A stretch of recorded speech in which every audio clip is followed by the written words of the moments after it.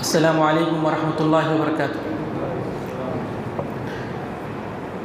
الحمد للہ رب العالمین الرحمن الرحیم مالک یوم الدین والصلاة والسلام علی سید الانبیاء وافضل المرسلین نبینا محمد وعلی آلہ وصحبہ وسلم اجمعین۔ میں جانتا ہوں اب سب لوگ تھک چکے ہیں۔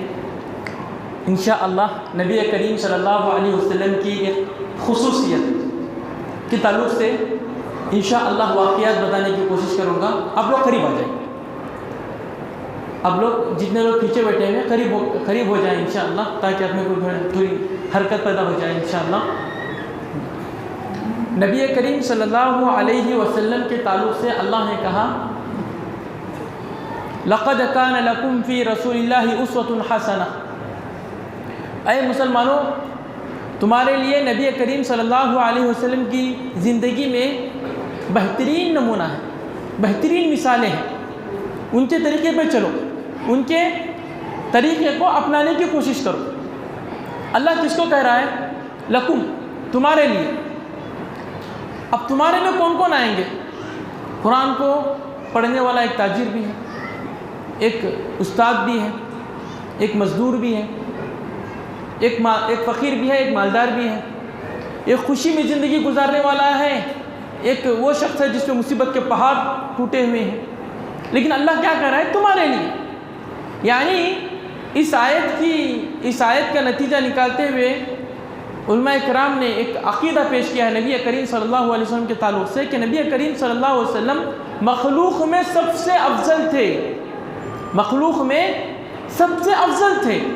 یعنی رسول اللہ سب سے بہترین باپ بھی ہیں، سب سے بہترین حکمران بھی ہیں، سب سے بہترین حاکم بھی ہیں، سب سے بہترین محکوم بھی ہیں، سب سے بہترین استاد بھی ہیں، سب سے بہترین شاگرد بھی ہیں، سب سے بہترین باپ بھی ہیں، سب سے بہترین بیٹے بھی ہیں۔ ہر لحاظ سے کسی بھی معنی میں لیا پہلو ہزار ہے رسول اکرم صلی اللہ علیہ وسلم کے جاننے کے، اس کے دلائل ہیں، آپ سب جانتے ہیں۔ لیکن مجھے آج صرف ایک خاص بات، رحمت للعالمین کہا جاتا ہے رسول اکرم صلی اللہ علیہ وسلم، رحمت للعالمین، یعنی اللہ رب العالمین نے رسول اللہ علیہ وسلم کو رحمت بنا کر بھیجا سارے جہانوں کے لیے۔ جی ہاں، نبی کریم صلی اللہ علیہ وسلم رحمت تھے۔ دشمنوں کو معاف کرنا، پتھر پھینکنے والوں کے لیے ان کی ہدایت کی دعا کرنا، اپنی بیٹی کے دشمن، اپنے بیٹی کو تکلیف دینے والے کو سامنے آنے کے باوجود اس کی توبہ کو قبول کر لینا، اپنے چچا کے قاتل کو سامنے دیکھ کر بھی اس کو برداشت کر لینا، یہ صرف نبی کریم صلی اللہ علیہ وسلم کا خاصہ تھا۔ یہ صرف نبی کریم صلی اللہ علیہ وسلم کا خاصہ تھا۔ دنیا میں آج تک دنیا نے کسی تک ایسے شخص کو نہیں دیکھا کہ جس کے اندر اتنا زیادہ صبر ہو، جس کے اندر معاف کرنے کی اتنی زیادہ کیپیسٹی ہو کہ بڑے سے بڑا دشمن اس کے سامنے آ گیا، معافی چاہ رہا تھا، رسول نے معاف کر دیا، جاؤ معاف کر دیا۔ بہت ساری مثالیں، کچھ مثالیں آپ کے سامنے رکھنا چاہتا ہوں۔ ابو لہب نے رسول اکرم صلی اللہ علیہ وسلم کو شروع دن بد دعا کی، الہذا جمعتنا، رسول نے آ کے اس کو بلا کر کہا کہ ہم دنیا کے لیے پیدا نہیں کیے گئے، مرنے کے بعد حساب و کتاب ہونا ہے، اس کے لیے توحید ضروری ہے، اس کے لیے وہاں پہ کامیابی کے لیے توحید ضروری ہے۔ اب یہ ابو لہب ٹھہرا جس کے دل غیر اللہ کی محبت سے بھرپور تھے۔ اللہ نے دل دیا کہ دل میں صرف اسی کا تفکر رہے، اللہ نے دل دیا کہ دل میں اسی کی محبت رہے، یہ دل اس کے لیے خاص ہے۔ وما امروا الا ليعبدوا الله مخلصا الدين، لیکن وہ موحد نہیں تھا، وہ کہتا تھا کہ میں اللہ کو بھی مانوں گا اور پھر یہ جتنے ہمارے جو کعبۃ اللہ میں ان کو بھی مانوں گا، دونوں کو جمع کروں گا، ایک کو خاص نہیں کروں گا، رب ہے وہ اللہ، لیکن ان کو بھی نہیں چھوڑوں گا۔ توحید کی دعوت سے اس کو نفرت تھی، فوراً کہا، تبت، جب کہا کہ الہذا جمعتنا، رسول نے کیا کہا؟ رسول نے کچھ نہیں کہا، لیکن اللہ نے آیت نازل کی، تبت یدا ابی لہب۔ ایک شخص تھا امیہ بن خلف، بڑا دشمن رسول اکرم صلی اللہ علیہ وسلم کا، بڑا دشمن، کیا کرتا تھا؟ جہاں جہاں رسول صلی اللہ علیہ وسلم جا رہے ہیں ان کو چھیڑ رہا ہے، ستا رہا ہے، ان کے خلاف جملے بک رہا ہے، یہ مال کا حریص ہے، یہ شاعر ہے، یہ دیوانہ ہے، یہ پاگل ہے، یہ مجنون ہے۔ رسول نے کیا کہا؟ رسول نے کچھ نہیں کہا، رسول اپنے کام میں لگے، رسول اکرم صلی اللہ علیہ وسلم اپنے کام میں لگے ہوئے ہیں، جتنا پہنچا سکتے ہیں پہنچا رہے ہیں، جہاں تک جا سکتے ہیں جہاں تک جا رہے ہیں۔ رسول اللہ نے کچھ نہیں کیا، لیکن قرآن میں اللہ نے آیت نازل کی وَيْلٌ لِكُلِّ هُمَزَةٍ لُمَزَةٍ وَيْلٌ لِكُلِّ هُمَزَةٍ لُمَزَةٍ۔ یہ بدبخت شخص جو کائنات کے سب سے مقدس آدمی کو، کائنات کے سب سے مقدس مشن پہ لگے ہوئے شخص کو چھیڑ رہا ہے، اس پہ بربادی ہو، یہ برباد ہو جائے گا۔ رسول اکرم صلی اللہ علیہ وسلم ایک مرتبہ کعبۃ اللہ میں تھے، ابو جہل آیا، جتنی ذلیل کر سکتا تھا اتنا ذلیل کیا رسول اکرم صلی اللہ علیہ وسلم کو، مقدس جگہ میں مقدس کو ذلیل کرتا ہے، لیکن رسول صلی اللہ علیہ وسلم خاموش، رسول اکرم صلی اللہ علیہ وسلم خاموش برداشت کر رہے ہیں، اللہ مجھ کو اجر دینے والا ہے۔ لیکن چچا حمزہ کو خبر ملی، ابھی حمزہ نے رسول کا دین قبول نہیں کیا تھا، توحید کی بات کو دل سے قبول نہیں کیا تھا، لیکن چچا نے سنا، جب چچا نے یہ سنا کہ کعبہ کے صحن میں اس ابو جہل نے بھتی کے جیسے ایسی بدتمیزی کی ہے جس کو ایک شریف انسان قبول نہیں کر سکتا ہے، جس پر خاموش نہیں پڑ سکتا ہے، ابو جہل کے پاس گئے، بہت اس کو لتاڑا اور بہت اس کو سخت سست کہا، ڈانٹا اور کہا کہ اس توحید کی وجہ سے تو محمد صلی اللہ علیہ وسلم کو، میرے بھتیجے کو گالیاں دیتا ہے، چل مجھے توحید قبول، چل مجھے توحید قبول ہے۔ بتانا ہے کہ رسول نے کچھ نہیں کیا، بتانا کیا ہے، نبی کریم صلی اللہ علیہ وسلم کے پاس کون سا ایسا جگر تھا، نبی کریم صلی اللہ علیہ وسلم کے پاس کون سا ایسا صبر تھا، نبی صلی اللہ علیہ وسلم کو کون سے اخلاق کو فائز تھے کہ اتنی زیادہ دشمنی، اتنی زیادہ چھیڑ چھاڑ اور اتنے زیادہ تانے، لیکن برداشت۔ نبی کریم صلی اللہ علیہ وسلم کی خواہش تھی کہ رسول کو اولاد رہے، ان کے پہلے بیٹے انتقال کر جاتے، رسول کے پہلے بیٹے انتقال کر جاتے، تو یہ رسول صلی اللہ علیہ وسلم کے دشمنوں کو بہت بڑا ایک ذریعہ مل گیا، سب ستانے لگے کہ محمد دم کٹا، محمد صلی اللہ علیہ وسلم دم کٹے، ان کی نسل نہیں چلے گی، ان کی نسل نہیں چلے گی، یہ بے نسل ہے، ان کی نسل ختم ہونے والی ہے۔ رسول صلی اللہ علیہ وسلم سن رہے ہیں، اس غم کو پی رہے ہیں، رسول اکرم صلی اللہ علیہ وسلم سن رہے ہیں، غم پی رہے ہیں، الٹا اس کے بالمقابل کوئی لفظ رسول نے زبان سے نہیں نکالا، لیکن اللہ رسول کو چاہتا ہے، لیکن اللہ تعالیٰ کو رسول اکرم کی قدر ہے، اللہ رسول اکرم صلی اللہ علیہ وسلم کا نگہبان ہے، جو تکلیف رسول کو پہنچتی ہے رسول خاموش ہے، لیکن اللہ نے اس کے بالمقابل آیت نازل کی ان شانئک هو الابتر، اے رسول اللہ آپ صبر کریں، بہت اچھی چیز ہے، میں آپ کو خوشخبری دے رہا ہوں کہ ابو جہل ابو لہب اصل میں دم کٹے، یہ جو آپ کو دم کٹا کہہ رہے ہیں یہی اصل میں دم کٹے۔ نبی کریم صلی اللہ علیہ وسلم کے بارے میں کہا، خود رسول صلی اللہ علیہ وسلم نے کہا کہ ما اوذی فی اللہ احد ما اوذیت، اللہ کی راہ میں جتنا مجھ کو ستایا گیا ہے کسی اور کو نہیں ستایا گیا۔ بہت عظیم بات ہے، یہ بہت عظیم بات ہے کہ کیا کہہ رہے ہیں رسول اکرم صلی اللہ علیہ وسلم، اللہ کی راہ میں جتنا مجھ کو ستایا گیا ہے کسی اور کو ستایا نہیں گیا۔ حالانکہ اس سے پہلے کچھ نبیوں کو کاٹا گیا ہے، 2 ٹکڑے کیے گئے، کچھ نبیوں کے سروں میں لوہے کی کنگیاں کی گئی ہیں، جی اسلام کی خاطر، توحید کی خاطر سے تکلیفیں اٹھائی گئی ہیں، ہمارے بیک گراؤنڈ اٹھایا ہے، لیکن رسول صلی اللہ علیہ وسلم کیا کریں، جتنا مجھ کو ستایا گیا ہے کسی اور کو نہیں ستایا گیا۔ رسول اکرم صلی اللہ علیہ وسلم کو ذہنی لحاظ سے ستایا گیا، ان کے نسب کی لحاظ سے ان کو ستایا گیا، جسمانی لحاظ سے ستایا گیا، ہر لحاظ سے ایک شخص کو ٹارچر کرنے کی، اس کو ذلیل کرنے کی، اس کو ستانے کی جتنی شکلیں ہو سکتی ہیں سب رسول اکرم کو پر آزمائے گئے۔ کانٹے بچھانے کا واقعہ آپ کو معلوم، آپ نے سنا ہوگا اس مقدس پیر، لیکن ان کی شرارت دیکھو، لیکن رسول صلی اللہ علیہ وسلم کیا کریں، کچھ نہیں کریں۔ رسول صلی اللہ علیہ وسلم کے گھر پہ گندگی پھینکی جاتی تھی، پھینکنے والے پڑوسی ایسا پھینکتے تھے کہ جہاں پہ رسول کی ہانڈی میں کچھ گوشت کچھ بھی پک رہا ہوتا، ایسا پھینکتے تھے کہ گندگی وہاں پہ جا کے پڑ جائے۔ ایک شخص نے نعوذ باللہ نبی کریم صلی اللہ علیہ وسلم کا دامن بھی پھاڑ دیا، چہرے پہ تھوکنے تک کی کوشش کی، جی ہاتھ رسول نے تکلیف اٹھائی ہمارے خاطر، اسی لیے درود پڑھنے کا حکم ہے، اسی لیے کثرت سے درود پڑھنے کا حکم ہے کہ رسول اکرم صلی اللہ علیہ وسلم کائنات کے سب سے مقدس آدمی، ان کی زبان سب سے زیادہ پاک، ان کی آنکھیں سب سے زیادہ پاک، ان کا دل سب سے زیادہ پاک، لیکن پھر بھی تکلیفیں کس کے خاطر اٹھائی ہیں؟ ہمارے خاطر، کہ ہم جنت کو پا جائیں، ہم اللہ کی رضا کو پا جائیں۔ کیا حق نہیں ہے رسول صلی اللہ علیہ وسلم کا کہ جن کو اتنی زیادہ تکلیفیں پہنچی ہیں ہم پہ درود نہ پڑھیں، کثرت سے درود نہ پڑھیں، ایک دن میں وقت خاص کریں کہ اللہ نے حکم دیا ہے کہ جس شخص نے تمہارے خاطر اتنی زیادہ تکلیفیں اٹھائی ہیں جس کے مقدس چہرے پہ صرف اس توحید کی خاطر تھوکا لگ گیا ہے، ان کے خاطر ان کو دعا دینے کے لیے کچھ دیر کے لیے بیٹھے۔ رسول کی دعوت کو کیا کہا گیا کہ جھوٹے کہانیاں ہیں، جھوٹے قصے ہیں، یہ مال کے لیے کر رہا ہے، یہ شاعر ہے، مجنون ہے، پاگل ہے، جادوگر ہے، سب کہا گیا۔ اور پھر چلیے مکہ میں تو کہتے رہے، رسول اکرم صلی اللہ علیہ وسلم کو بالآخر ان کی تکلیفوں سے تنگ آ کر ہجرت کرنا پڑا۔ ہجرت سے پہلے طائف کا واقعہ پیش آیا، مکے والوں سے تنگ ہو گئے، مکے والوں سے مایوس ہو گئے تو طائف ہو گئے۔ طائف اس وجہ سے گئے کہ ہو سکتا ہے کہ یہ مکہ والے تو میری حق کی دعوت قبول نہیں کر رہے ہیں، طائف والے تو قبول کر لیں گے، میرا ساتھ دیں گے، لیکن ان لوگوں نے اور زیادہ شیطانی کی، نبی کریم صلی اللہ علیہ وسلم کے مبارک جسم کو مار کر لہو نہان کر دیا۔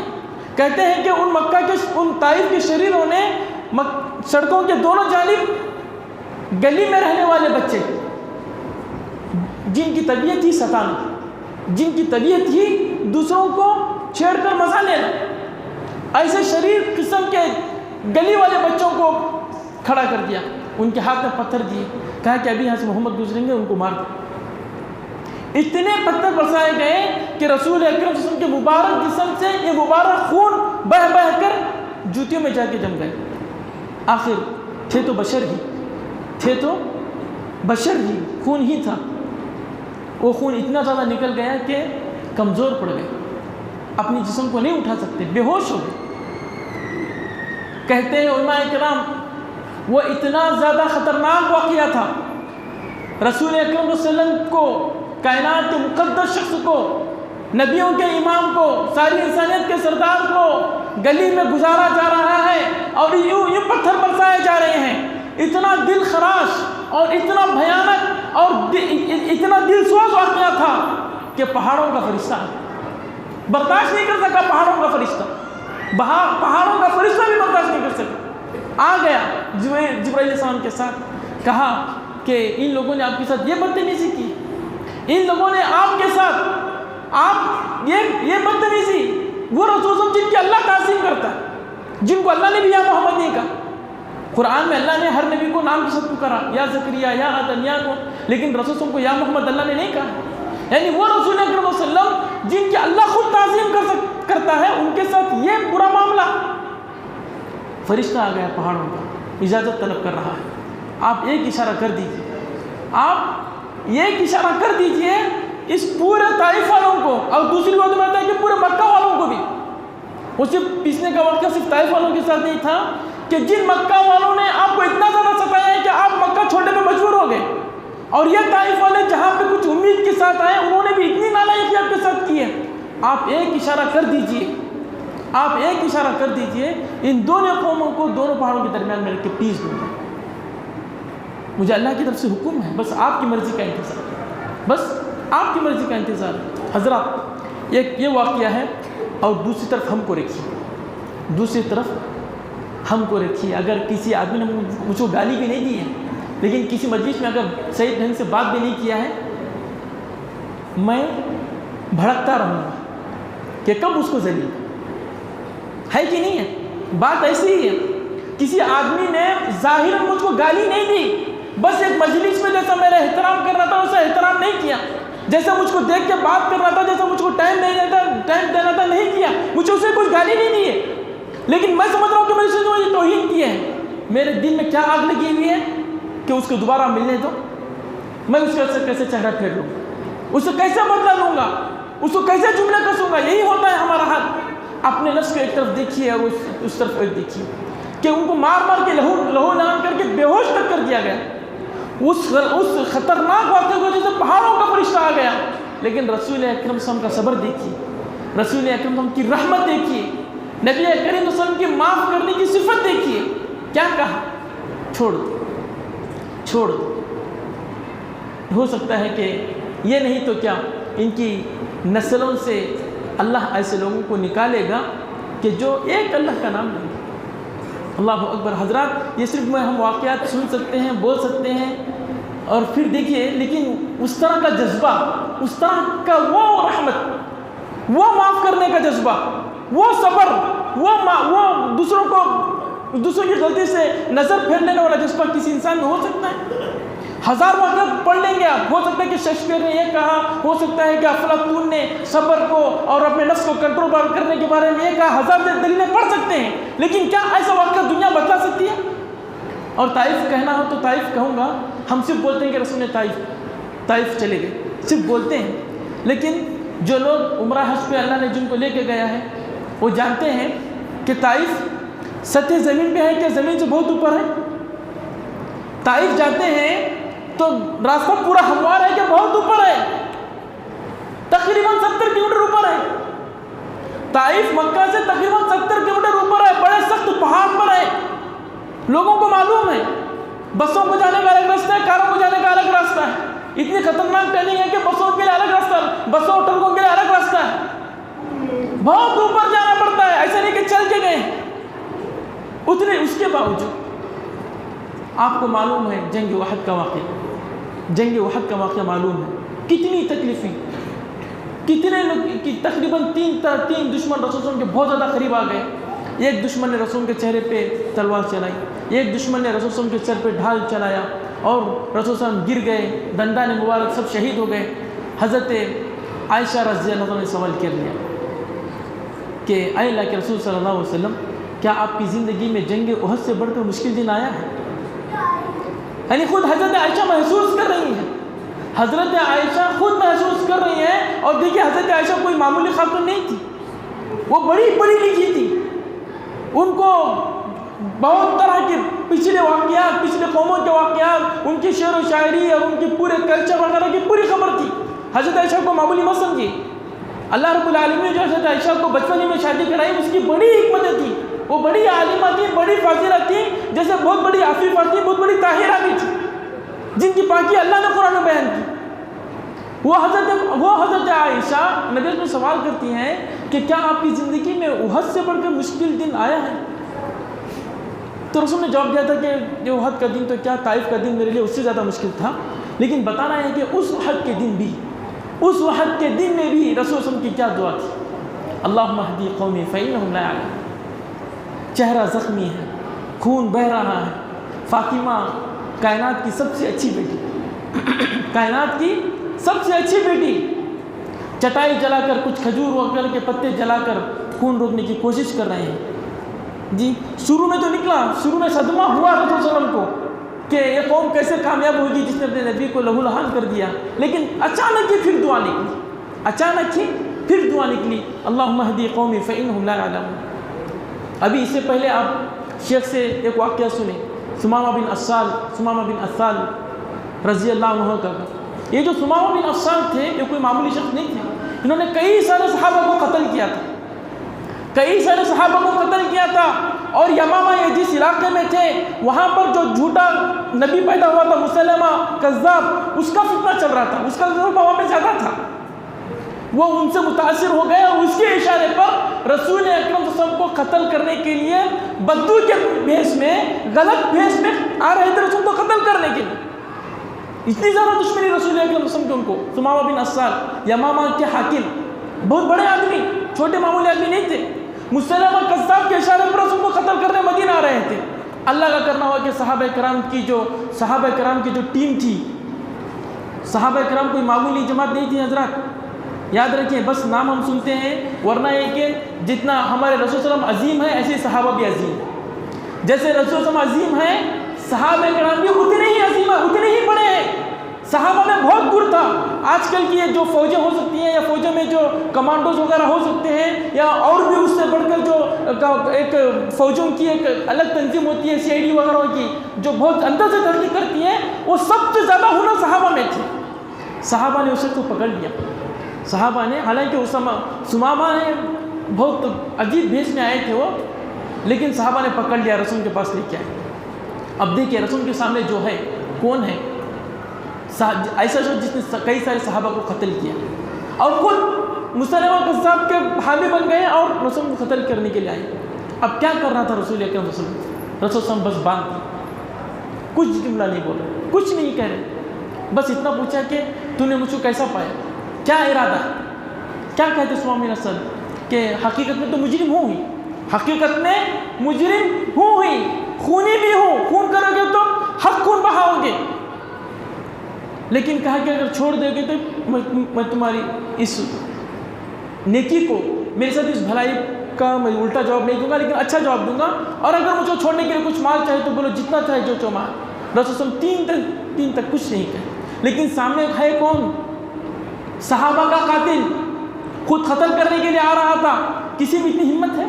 کسی شخص کے بارے میں آپ سنے ہوں گے کہ وہ نکلا تھا رسول کو قتل کرنے کے لیے، اور جو نکلا تھا وہ معمولی شخص نہیں، ثمامہ بن اسال حاکم، وہ سب جانتے تھے، وہ جنگ کے گٹ جانتے تھے، وہ سب جاننے والے تھے کہ کیسے کیسے چھپ کے آ رہا ہے، کیسے قتل کر رہا ہے، بہت زیادہ چانس تھا قتل ہونے کا، کیونکہ کوئی معمولی شخص نہیں آیا ہے، حاکم خود آیا ہے، قبیلے کا سردار خود آیا ہے، جس کے پاس سارے گر ہوتے ہیں، یہ سب کچھ جانتے ہوئے جس نے اس کو 3 دن تک برداشت کیا، جس نے اس کو سب کچھ رہتے ہوئے معاف کیا، یہ کون ہے؟ یہ خود ہمارے نبی کریم صلی اللہ علیہ وسلم۔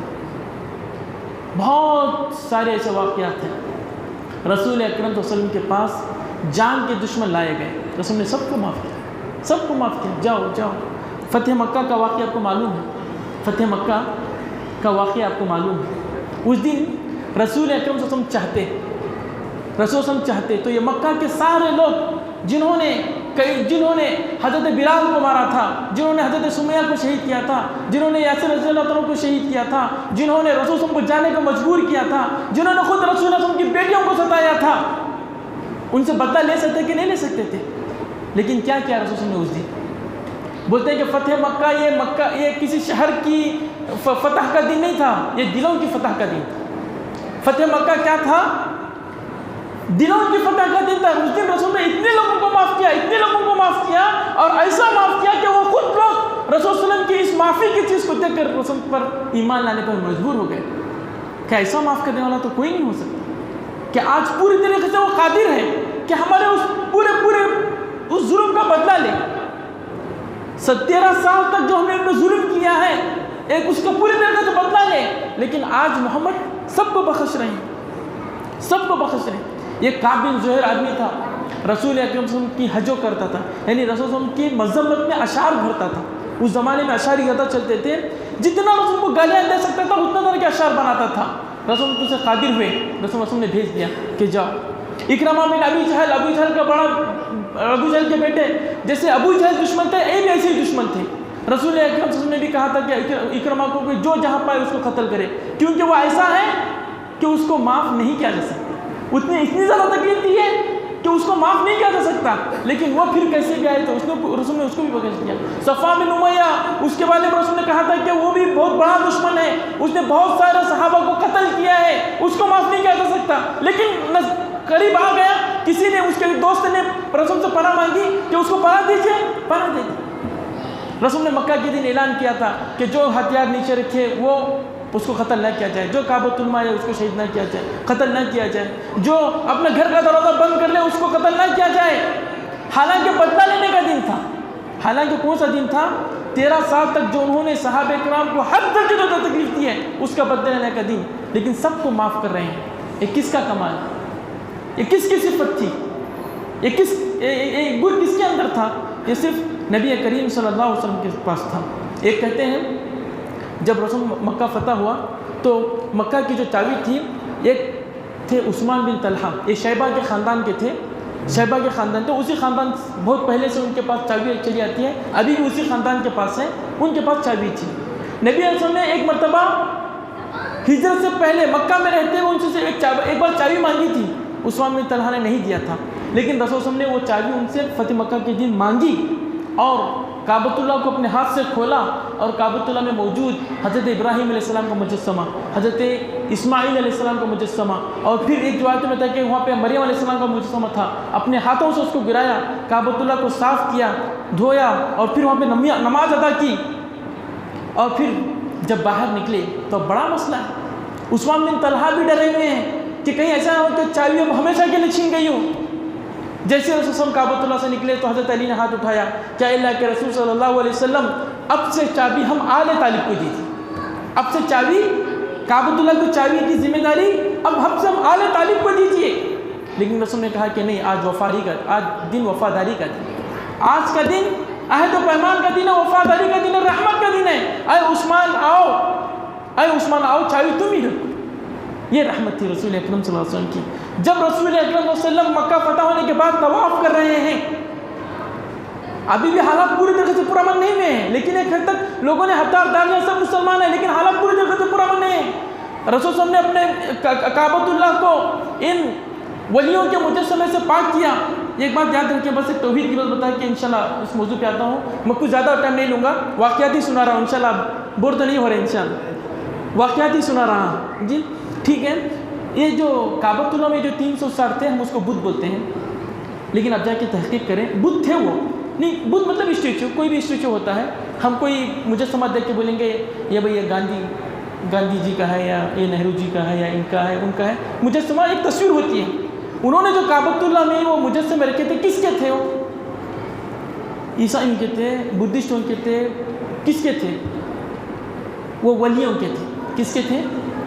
ابراہیم علیہ السلام کا، اسماعیل علیہ السلام کا، ود، سوا، یغوث، نصر، لات، عزیٰ، منات، جس کے ذکر قرآن میں آیا ہے اور جس کے بارے میں ابن عباس رضی اللہ عنہ نے گواہی دی ہے کہ یہ سب نیک لوگوں کے تھے.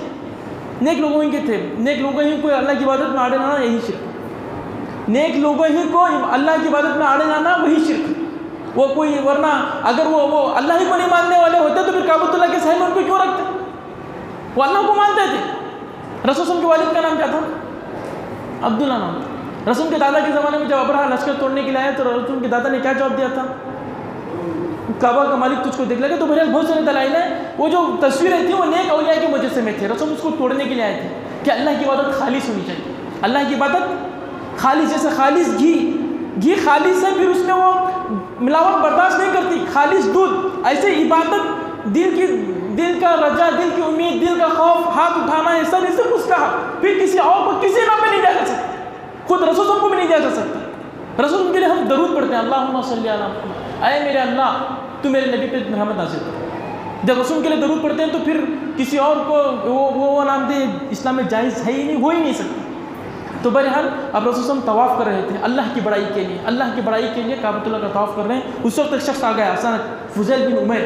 رسول صاحب کو مارنے کے ارادے سے، قتل کرنے کے ارادے سے بہت قریب آ گیا. رسول کو معلوم پڑ گیا، اللہ نے بتلایا، پکڑا گیا. چاہتے تو قتل کرتے. رسول نے کہا کہ جاؤ اعظم، جاؤ جیو، عیش کرو، آرام کرو، میں مارنے والا نہیں، میں مارنے والا نہیں. بہرحال اس طرح کے بہت سارے واقعات ہیں. جنگوں کو دیکھ لیجئے، جہاں جتنا رسول معاف کر سکتے تھے اتنا معاف کر سکتے. جہاں پہ ٹھیک ہے سخت ہوتے تو سخت ہوتے، لیکن جہاں پہ جتنا معاف ہو سکتا ہے. یہی فتح مکہ کے بعد ایک جنگ حنین، اس میں تقریباً 6000 مشرک قید ہو کر آئے، لیکن رسول نے کوئی ایسا طریقہ اختیار کیا کہ چلو ان کو بخش دیا جائے، ان کو معاف کر دیا جائے. بدر میں قیدی پکڑے گئے، چاہتے تو قتل کر سکتے تھے، لیکن کوئی طریقہ اختیار کیا کہ وہ کیسے بھی چیئے اور کیسے بھی ہو سکتا ہے کہ بعد میں توحید کا اقرار کریں. بہرحال یہ تھی رسول اکرم صلی اللہ علیہ وسلم کی رحمت، جو میں واقعات کے ذریعے میں آپ کو بتانا چاہتا تھا. کون تھے رسول اکرم صلی اللہ علیہ وسلم؟ جس نے بندوں کو اللہ سے ملایا، جس نے دل کو پاک، روحوں کو روشن اور دماغ کو درست کیا، جس کی تعلیم نے امن عامہ کو مضبوط بنایا، جس نے درندوں کو چوپانی، بھیڑیوں کو گلا بانی، رہزنوں کو جہاں بانی، غلاموں کو حکمرانی کرنا سکھایا، جس نے خشک میدانوں میں معرفت و علم کے دریا بہائے، جس نے دشمنوں کو اپنا دوست بنایا. رحمت ہی رحمت، وہ غریبوں کا محب، مسکین کا ساتھی، شاہوں کا تاج، آقاؤں کا آقا، بے آسروں کا آسرا، یتیموں کا سہارا، غلاموں کا محسن، بے خانوں کا ملجا، درد مندوں کا ماوا، چارہ مندوں کا دردمند، مساوات و برابری کا حامی، اخوت و بھائی چارگی کا بانی، محبت کا جوہری اور اخلاق کا مشتری، صدق و صفا کا سر چشمہ اور صبر کا منبع و مخزن، خاک ساری کا نمونہ اور رحمت ربانی کا پتلا، اور بہترین رسول اور آخری رسول. اور ایک شاعر ہے، وہ کہتا ہے جی، جو ہم بار بار سنتے ہیں، وہ نبیوں میں رحمت، لقب پانے والا، مرادیں غریبوں کی بر لانے والا، مصیبت میں غیروں کے کام آنے والا، وہ اپنے پرائے کا غم کھانے والا، فقیروں کا ملجا، ضعیفوں کا ماوا، یتیموں کا والی، غلاموں کا مولا، خطا کار سے درگزر کرنے والا، بے اندیش کے دل میں گھر کرنے والا، مفاسد کو زیر و زبر کرنے والا، قبائل کو شیر و شکر کرنے والا، اتر کر حرا سے سوئے قوم آیا اور ایک نسخہ ایک کیمیا ساتھ لایا، مسیح خام کو جس نے کندن بنایا، کھرا اور کھوٹا الگ کر دکھایا، عرب جس پہ قرنوں سے تھا جہل چھایا، عرب جس پہ قرنوں سے تھا جہل چھایا، پلٹ دی بس ایک دن ایک آن میں اس کی کایا، عرب جس پہ قرنوں سے تھا جہل چھایا، پلٹ دی بس ایک آن میں اس کی کایا، رہا ڈر نہ بیڑے کو موج و بلا کا، ادھر سے ادھر پھر گیا رخ ہوا کا۔ یہ تھی نبی کریم ان کی شان رحمت کے مظاہر کو میں بتانا چاہ رہا تھا۔ اللہ رب العالمین سے دعا ہے کہ اللہ رب العالمین ہمارے دلوں کو رسول کی محبت سے بھر دے، وہ جو ہمارے رحمت للعالمین تھی اس رحمت کا صفت ہمارے اخلاق میں بھی ڈال دے، ہمیں ان کی صحیح اقتداء اور صحیح پیروی کرنے والا بنائے۔ سبحان ربک رب العزت عما یصفون وسلام علی المرسلین والحمد للہ رب العالمین۔